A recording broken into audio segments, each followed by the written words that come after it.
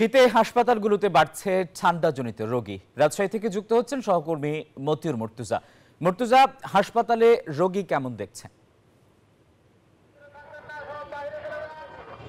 Asif Tipu, Rajshahi medical college হাসপাতালে বেড়েছে ঠান্ডাজনিত রোগীর চাপ। বিশেষ করে শিশু এবং যারা বৃদ্ধ রয়েছেন তারা বেশি আক্রান্ত হয়ে হাসপাতালে ভর্তি হচ্ছে।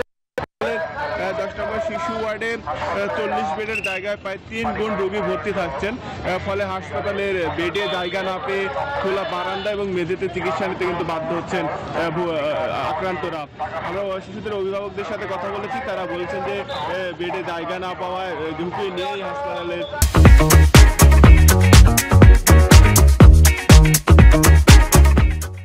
খোলা বারান্দা এবং মেঝেতে চিকিৎসা নিতে হচ্ছে। এর ফলে ঠান্ডা লাগার ঝুঁকি আরও বাড়ছে এবং এর পাশাপাশি কিন্তু মেডিসিন ওয়ার্ডেও তীব্র চাপ সৃষ্টি হয়েছে। সেখানে সেই বিভাগের বিভিন্ন জেলায় শীতে আক্রান্ত হয়ে বিশেষ করে যারা বয়স্ক মানুষ তারা চিকিৎসা নিচ্ছেন। আমরা হাসপাতাল কর্তৃপক্ষের সঙ্গে কথা বলেছি, তারা জানিয়েছেন তাদের পূর্ণাঙ্গ প্রস্তুতি রয়েছে। ঠান্ডাজনিত যেসব ওয়ার্ডে রোগী ভর্তি রয়েছেন সেখানে নার্স এবং ডাক্তারের সংখ্যা বাড়ানো হয়েছে। এছাড়া অন্যান্য যে চিকিৎসা সরঞ্জাম সেগুলো প্রস্তুত রয়েছে।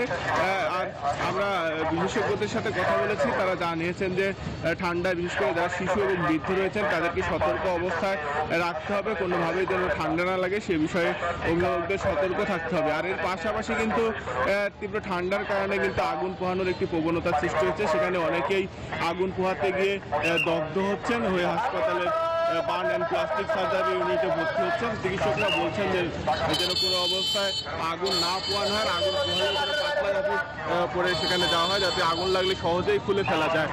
এই ছিল রাজশাহী থেকে সর্বশেষ। আসিফ টিপু। মুর্তুজা, আপনাকে ধন্যবাদ।